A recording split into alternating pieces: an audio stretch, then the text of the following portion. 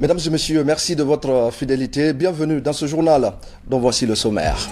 Le chef de l'État était ce vendredi encore sur le terrain. Colonel Mamadi Doumbouya s'est rendu au Palais du Peuple et sur le site directionnel de Koloma. Le compte-rendu d'Ansoumana Toumani Kamara à suivre dès le début de ce journal. Et puis c'est le grand jour demain pour les membres du Conseil national de transition. Ils seront installés officiellement dans leurs fonctions. Mais quelles sont justement les prérogatives du CNT? Explication à suivre dans ce journal. Et enfin, le ministre de l'Agriculture à l'intérieur du pays, avec les cadres de son département, il va à la rencontre du monde paysan. Le constat révèle que beaucoup reste encore à faire pour sortir le secteur de l'ornière. Le président colonel Mamadi Doumbouya était ce matin au Palais du Peuple.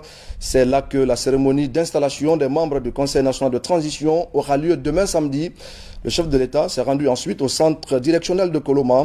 Ce site doit abriter entre autres les départements ministériels, les institutions de la République et les ambassades. Ansoumana Toumani Kamara.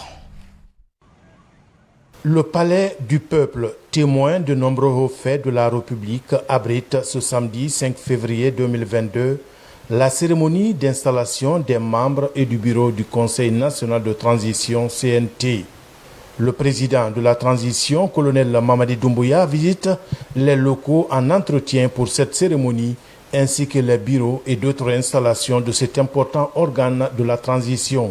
Comme par ses habitudes, le président aime bien sortir du palais pour aller découvrir les réalités terrain, visiter l'administration publique. Aujourd'hui, c'était le tour du Palais du Peuple. Et comme vous le savez, demain, notre pays va être doté officiellement de son CNT qui prendra fonction. Il était question de venir s'enquérir de l'état d'avancée des travaux qui avaient été ordonnés par lui. On peut dire aujourd'hui que l'Assemblée peut effectivement rentrer demain en fonction, puisque le niveau d'avancée des travaux est très appréciable. Et des instructions nouvelles ont été données qui vont être appliquées au fur et à mesure. Mais une étape importante de la transition engagée depuis le 5 septembre va être lancée demain. Et on se réjouit vraiment du travail qui a été fait sur le terrain. C'est le lieu de féliciter toutes les équipes qui ont travaillé d'arrache-pied pour que l'événement de demain puisse se passer dans les bonnes conditions. Le chef de l'État, colonel Mamadi Doumbouya, est par la suite sur le site directionnel de Koloma dans la commune de Ratoma.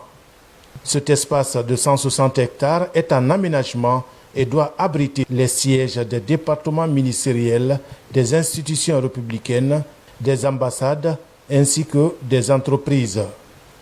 Le président de la transition effectue alors une visite guidée en compagnie du ministre de l'Urbanisme, de l'Habitat et de l'Aménagement du territoire avec des ingénieurs de l'entreprise en charge des travaux d'aménagement. Par le président de la République sur un chantier qui est au cœur de la capitale et dont la réalisation va matérialiser la modification du visage de notre capitale.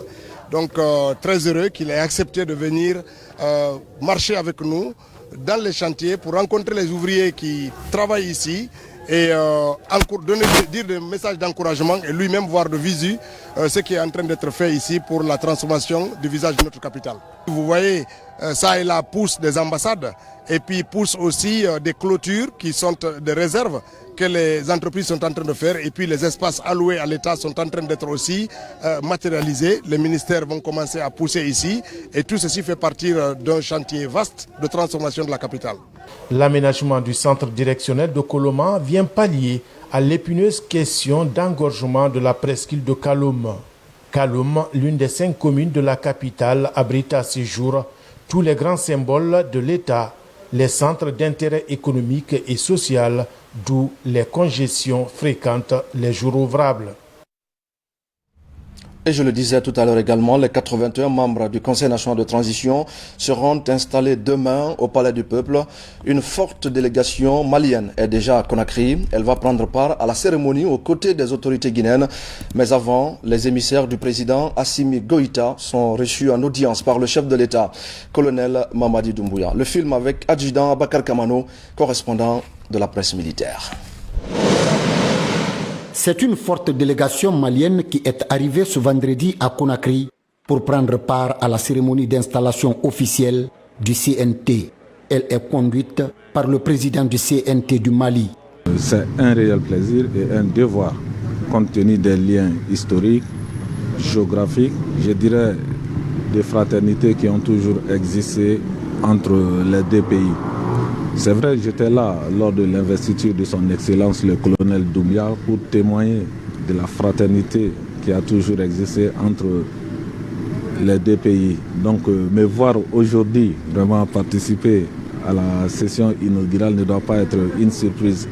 Et en plus de ça, nous restons vraiment disponibles à accompagner le Parlement guinéen, mais aussi voir ce qu'on peut également prendre aussi vraiment avec les anciens vraiment parlementaires, avec toutes les autorités, compte tenu que nous sommes aujourd'hui dans un contexte similaire. La Guinée et le Mali entretiennent des liens séculaires de coopération et de fraternité que les colonels Mamadi Doumbouya et Assimi Goïta renforcent davantage en cette période de transition dans ces deux pays frères. Quelques heures après leur arrivée, le président du CNRD a rendu une visite de courtoisie aux émissaires du peuple malien. C'est un devoir qui se déplace venir voir ses frères en malien pour leur dire bonjour. Et d'ailleurs, ce n'est pas qu'un bonjour, il est venu les inviter à un repas qui partagera avec eux tout à l'heure au palais. L'histoire du Mali et de la Guinée remonte au-delà des transitions. C'est deux peuples frères qui partagent tout en commun, y compris l'histoire, y compris les frontières, y compris tout. Donc, il ne faut pas seulement lier à des transitions. La Guinée et le Mali, c'est deux choses qui sont indissociables. C'est ce que nous matérialisons tous les jours sur le terrain. Peu après cette visite de la présidence à ses hôtes, la délégation malienne a été reçue en audience au palais Roi Mohamed V par le chef de l'État, colonel Mamadi Doumbouya. La Guinée et le Mali, comme on le dit toujours, c'est deux poumons dans un même corps. Aujourd'hui, nous venons encore une fois de plus de voir cette confirmation, d'autant plus que en cette période décisive, difficile, nous sommes encore là en Guinée pour assister, accompagner nos frères. Également, les semaines passées, il y avait une autre mission gouvernementale guinéenne qui était à Bamako, vraiment qui a apporté tout son soutien au gouvernement malien. Donc aujourd'hui, je suis à la tête d'une forte délégation du Conseil national de transition.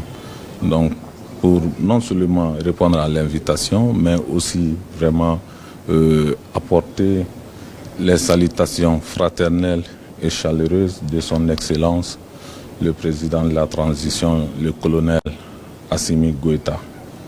C'est l'occasion pour moi également de réitérer tout notre soutien au peuple frère de la Guinée et réitérer également notre détermination, notre bonne volonté à œuvrer ensemble vraiment pour relever les défis actuels. Encore une fois de plus, je remercie le peuple guinéen, vraiment l'ensemble des autorités guinéennes, vraiment pour tout le soutien, l'accompagnement. Aussi, je voudrais leur demander de nous accompagner toujours à renforcer, je dis bien, ces liens de fraternité. Cette cérémonie officielle d'installation des conseillers nationaux de la transition se déroulera ce samedi au Palais du Peuple, dans la salle du 2 octobre, en présence d'importantes personnalités, des partenaires et des délégations des pays voisins. Et c'est donc un autre pas important qui va être franchi demain dans la conduite de la transition en Guinée. L'installation des membres du Conseil national de transition. Plusieurs personnalités sont attendues à cette session inaugurale qui marque un tournant décisif pour notre pays. Le CNT est en effet l'un des organes essentiels de cette transition. Mais question, quelles sont justement ses compétences? On fait le point avec Mamadou Saliouba. Au Palais du Peuple, l'heure est au dernier réglage pour l'installation demain 5 février des 81 membres du Conseil national de la transition. Les prérogatives de cet organe législatif de la transition sont claires. L'article 56 de la charte dit clairement que c'est un organe législatif. Ça veut dire que cet organe est chargé d'élaborer la loi. Le CNT a beaucoup plus de rôle que le Parlement traditionnel. Parce que le Parlement traditionnel, temps normal, joue essentiellement deux fonctions. Fonction de faire la loi et fonction de contrôler l'action du gouvernement. Mais si vous voyez que nous, le CNT, participe même à la réconciliation nationale, on dira déjà c'est une très bonne chose. Comme le prévoit la charte de la transition, le CNT est composé de membres issus de différentes organisations socio-professionnelles. Leur entrée en fonction marque un pas décisif pour la marche d'une transition inclusive. La Guinée a connu déjà 4 constitutions.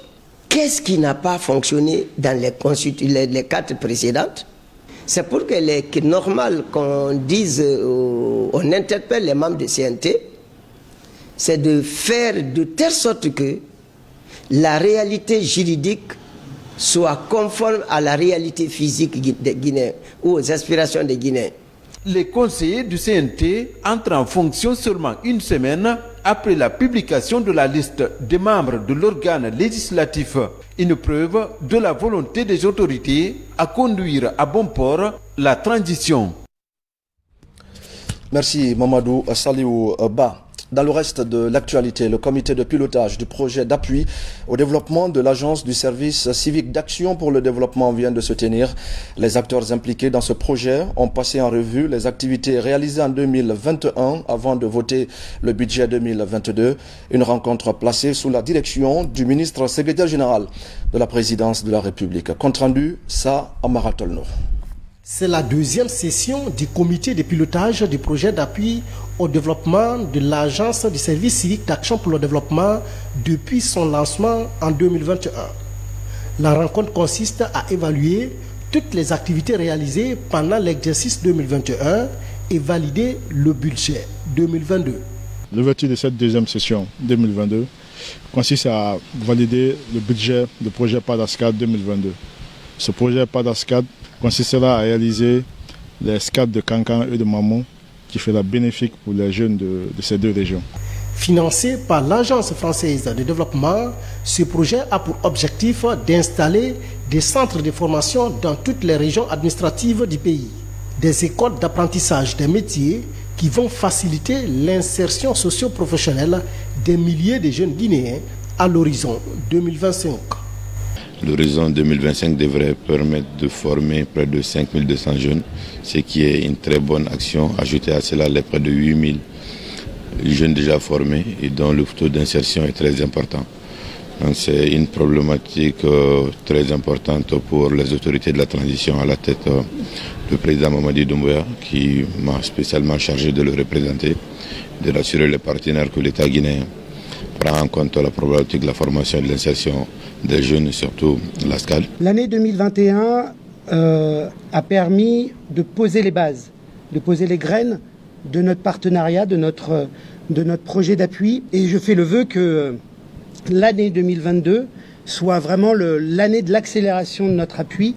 Et j'en suis convaincu, avec le partenariat qu'on a pu mettre en place, cette année 2022 sera réellement profitable pour les jeunes de Guinée. Lutter contre le chômage des jeunes par l'apprentissage des métiers est le combat de l'Agence du service civique d'action pour le développement. Le ministre de la Jeunesse et des Sports est à lui sur les chantiers de construction des maisons de jeunes. Ce sont des infrastructures qui doivent faciliter l'épanouissement des jeunes dans les différentes communes de la capitale.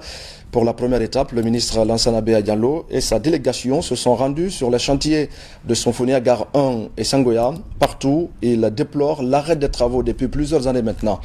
Saint-Martin Fassinadouno.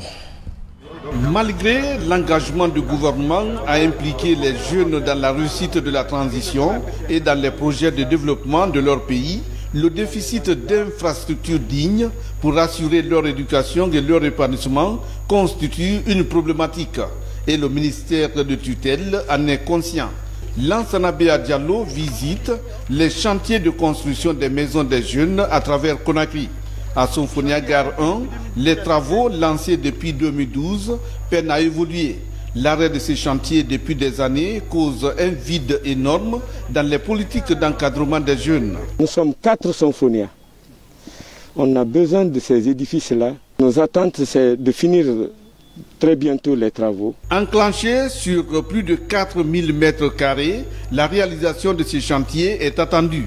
Après Sonfonia, la délégation est à Sangoya sur le site, devant abriter la maison des jeunes. Ici, les encombrants physiques sont perceptibles. Pour tout le quartier, c'est l'unique espace de retrouvailles des jeunes dont les travaux sont aussi arrêtés. L'état de notre maison de jeunes, aujourd'hui, ça nous écœure à plus d'un titre, nous les jeunes. Parce que vous n'êtes pas sans savoir qu'une jeunesse qui n'est pas occupée, c'est une jeunesse qui est abandonnée à elle-même, elle sera dans la rue. Partout, le ministre Béa Diallo déplore l'arrêt des travaux. Avec son cabinet, il compte écouter tous les acteurs pour comprendre les raisons qui ont conduit à l'état dans lequel se trouvent aujourd'hui ces chantiers. L'entreprise en charge des travaux, elle, explique quelques difficultés. On était sur l'exécution. Par faute de moyens, on était obligé de surseoir d'abord aux travaux en attendant. Mais par contre, nous sommes prédisposés à collaborer toujours avec le ministère. C'est une impression de grosse déception parce que pendant des années, on a dit que la jeunesse était une priorité. Et j'ai le sentiment que cette priorité, ils ne l'ont jamais mis en application. Puisque quand on voit des maisons qui ont été entamées depuis 2012 et qui jusqu'à aujourd'hui n'ont pas été terminées, certains sont à 10%, certains sont à 25% et d'autres à 40% de réalisation.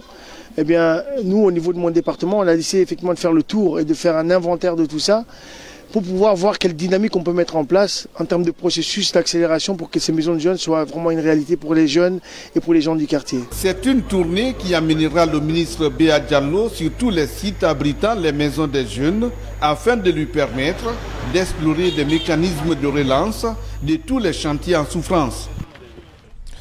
Et ce communiqué du ministère de la Justice et des Droits de l'Homme au chef des juridictions et parquets des cours et tribunaux. Il nous a été donné de constater que malgré les dispositions pertinentes des ordonnances numéro 007 et 008 PRG, CNRD, SGG portant respectivement création, compétences, organisation, fonctionnement et amendement de la Cour de répression des infractions économiques et financières CRIEF, certains magistrats des juridictions de droit commun continuent à examiner des dossiers de procédure relevant de la compétence exclusive de cette Cour. À rappeler que cette juridiction spécialisée à compétence territorialement nationale est déjà installée et fonctionnelle. Il est donc demandé incessamment à tous les magistrats des cours d'appel, tribunaux et justice de paix sur toute l'étendue du territoire national de transférer en l'état tous les dossiers de procédure pendants relevant de la compétence de la CRIEF au parquet spécial près cette juridiction et ce au plus tard le mercredi 9 février 2022. Passé ce délai, tout magistrat contrevenant s'exposera à des poursuites disciplinaires. Faites à Conakry ce jour, vendredi 4 février 2022, le garde des Sceaux, ministre de la Justice et des Droits de l'Homme, Maître Moriba Alain Koné. Les 35 nouveaux inspecteurs des finances, récemment nommés par le chef de l'État, viennent de prêter serment devant la Cour d'appel. Ils s'engagent ainsi à accomplir pleinement leur mission, celle de contrôler la gestion des finances publiques afin de lutter efficacement contre la gabegie et les détournements de fonds. C'est un reportage de Bakary Bamba-Kondé. Je le jure, je le jure. Ils sont désormais inspecteurs des finances suite à cette prestation de serment. Au nombre de 35, ces cadres du pôle financier vont appuyer l'État dans la gestion et le contrôle des finances publiques, mais surtout la moralisation dans le maniement des deniers publics. Le CNRD, quand il a pris le pouvoir, il a dit que la justice sera la boussole. Aujourd'hui, on s'inscrit dans ce cadre. C'est ces serments que nous venons de prêter aujourd'hui pour nous lancer sur le terrain et pour que nous soyons vraiment conscients des engagements que nous avons vis-à-vis du peuple de Guinée, vis-à-vis de M. le Président de la République. La corruption et la mauvaise gestion des fonds de l'État sont entre autres mots auxquels les nouveaux inspecteurs doivent faire face dans l'intérêt de la loi et des Guinéens. Nous avons à souci, à mémoire, le respect strict des droits des usagers, des droits des services contrôlés. De ce point de vue-là, nous sommes des professionnels, nous sommes des techniciens. Nous respectons, il faut le souligner, dans le strict respect du contradictoire. L'exactitude et la fermeté dans le travail sont nécessairement des armes de ces commis de l'État, a souligné le procureur général. Le serment de l'inspecteur des finances incarne son engagement face aux défis sociaux de sa communauté. Il a notamment pour rôle de veiller à l'application des dispositions édictées en matière de finances et de contribuer à la bonne exécution des dépenses publiques. Le rôle des inspecteurs des finances est capital dans le redressement de l'économie du pays et la transparence dans la gestion financière, gage du décollage économique. Et puis, il y a 3 ans, les autorités lançaient le guichet unique du commerce extérieur de Guinée. C'était une façon de contribuer à la transparence dans les opérations d'importation et d'exportation. Alors, 3 ans après, quel est aujourd'hui le bilan que l'on peut tirer de la mise en place du guichet unique du commerce extérieur en Guinée? Les avancées sont certes importantes, mais les promoteurs souhaitent mettre la barre encore plus haut. Mohamed Seyar Souma pour des explications. Le guichet unique du commerce extérieur de Guinée est actif depuis 2019, une plateforme électronique de facilitation des opérations d'importation et d'exportation. Et durant cette période, des avancées sont enregistrées. Le suivi du point initial au point final de toutes les transactions des dossiers des acteurs intervenant sur la plateforme du guichet unique, l'interconnexion avec le GUSEG et la Banque centrale, la douane, toutes les banques commerciales, le port. Le GUSEG est une plateforme multi-acteurs. Il met en relation les opérateurs économiques, les banques primaires et les services de l'État. Donc c'est une plateforme interactive où l'ensemble des acteurs peuvent se connecter pour faire les transactions commerciales, de partir de l'importateur-exportateur aux structures qui délivrent des licences d'importation, la direction générale des douanes qui est intégrée, les banques centrales pour les paiements des transactions, les banques commerciales étroitement interfacées à la plateforme du guichet qui peuvent exécuter les ordres totalement dématérialisés en ligne. Donc ça permet aux acteurs de gagner en temps, en célérité et en transparence et de suivre les transactions, qu'elles soient en République de Guinée, dans leur bureau ou à l'extérieur. Actuellement, le guichet unique du commerce extérieur de Guinée fédère plus de 2000 acteurs avec environ 900 transactions journalières. Les promoteurs souhaitent mettre la barre plus haut à travers l'introduction de nouvelles fonctionnalités. Transfert de devises, c'est une de nos fonctionnalités qui est active depuis le 1er février et qui est conforme au chronogramme déjà mis en place. Et dès le mois prochain, le 1er mars, la fonctionnalité du suivi de rapatriement de devises sera aussi opérationnelle. GUSEG permet à lui seul la facilitation des importations et exportations, la sécurisation des recettes et l'amélioration du climat des affaires. Et pendant ce temps, à l'intérieur du pays, le bureau régional de la Chambre de commerce de Farana est actualisé. Ce sont des efforts des autorités pour relancer cette structure, assurer son bon fonctionnement et surtout soulager les consommateurs. La rencontre s'est déroulée en présence de tous les acteurs concernés par la question. Moussa Bangoura et Silati Kourouma. Farana accueille la délégation de la Chambre nationale de commerce et d'artisanat. Cette mission de travail se situe dans le cadre de la mise à jour des antennes préfectorales, placées sous l'égide du gouverneur de Farana. Cette rencontre a mobilisé une 50aine d'acteurs venus de différentes localités de la région. Mais c'est là qu'il faut saisir l'opportunité pour remercier le président de transition, son Excellence colonel Mamadi Doumbouya, qui a pris l'initiative en commun accord avec les autorités du ministère pour rendre opérationnelle cette chambre. Ça nous permettra de mettre le bureau national en place qui, à son tour, va faire fonctionner réellement les chambres de commerce au niveau régional, niveau préfectoral, pourquoi pas niveau sous-préfectoral. Pour l'occasion, l'autorité régionale salue la volonté du président de la transition, colonel Mamadi Doumbouya, en faveur de la professionnalisation de ce secteur qui participe activement au développement du pays. Le bureau de la Chambre préfectorale de commerce et d'artisanat de Farana est mis en place. La structure va désormais servir d'interface entre les commerçants à la base et l'administration publique. Le but est de réorganiser les circuits de commercialisation pour soulager les consommateurs.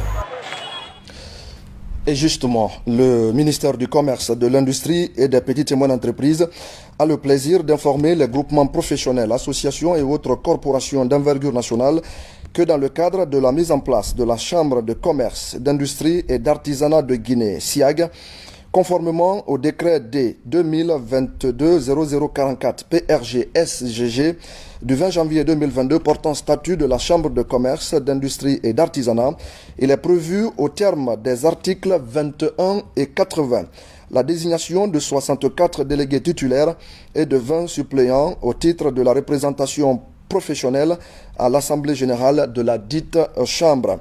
Afin de désigner ces 64 délégués titulaires et les 20 suppléants, le ministère du Commerce, de l'Industrie et des PME invite les groupements professionnels, associations et autres corporations d'envergure nationale relevant des secteurs suivants à une importante réunion d'information à l'hôtel Riviera Royal selon l'agenda ci-après. Secteur de l'industrie, lundi 7 février 2022 à 9h. Secteur du commerce, lundi 7 février 2022 à 13h. Secteur du bâtiment et des travaux publics, mardi 8 février 2022 à 9h. Secteur du tourisme, de l'artisanat et de l'hôtellerie, mardi 8 février 2022 à 13h. Chaque association ou groupement professionnel doit être représenté par 4 personnes au maximum munies de leurs documents administratifs. Vu l'importance de l'ordre du jour, le ministre sait compter sur la présence de chacun et de tous. Conakry, le 4 février 2022, c'est signé Dr Bernard Goumou. Et puis, les premiers chargements de bauxite pourront bientôt sortir du port de Konta, dans la préfecture de Forêt-Karia. Les derniers réglages sur le site sont presque terminés. Un engagement de la Société des bauxites de Guinée qui se concrétise avec cette importante avancée dans l'exploitation des ressources minières du pays. Yaya Silla. C'est ici, au terminal du port d'exploitation de Konta, dans la sous-préfecture de Moussaya, préfecture de Forêt-Karia, que dans quelques jours vont être lancés les premiers chargements minéraliers de la Société des bauxites de Guinée, la SBG. La Société des bauxites de Guinée est une entreprise du droit guinéen et néerlandais du groupe Metal Corp. Le terminal fait environ 6 hectares, donc 600 mètres sur environ de large. Il a ici un quai métallique qui fait environ 100 mètres de front. Ceci nous permettra, grâce à des convoyeurs mobiles, d'exporter la bauxite, de charger la bauxite sur des barges qui peuvent charger jusqu'à 8000 tonnes de bauxite. Ces barges ensuite rejoindront l'embouchure de la Mélacorée, du fleuve Mélacorée. La préoccupation des autorités guinéennes se situe au niveau du respect du contenu local dans l'exécution des travaux des sociétés minières en Guinée. Cette question est respectée à la lettre par la SBG. Elle lance donc la première phase du contrat qui consiste à l'exportation du minerai. La SBG est un projet ambitieux qui n'aurait pas été possible sans le concours de l'État avec qui nous avons conclu une convention de concession pour l'exploitation dans un premier temps de la mine qui se situe à Garafiri et dans un deuxième temps qui est surtout un projet de transformation de la bauxite pour augmenter la valeur ajoutée dans le pays. La Société des bauxites de Guinée s'apprête donc à lancer ses activités d'exportation des bauxites pour un premier temps. Les matériels de transport sont déjà sur les voies. Retour à Farana. Farana qui a constitué la première étape de la tournée du ministre de l'Agriculture et de l'Élevage. Ce périple dénommé AgroTour 2022 vise à prêter une oreille attentive aux difficultés du monde rural. Objectif, vulgariser les bonnes pratiques et mécaniser les opérations de labour et de récolte. Fodé Camara. Le concept est dénommé AgroTour. Première étape de la caravane 2022 de partage et de communion avec le monde rural, la région de Farana.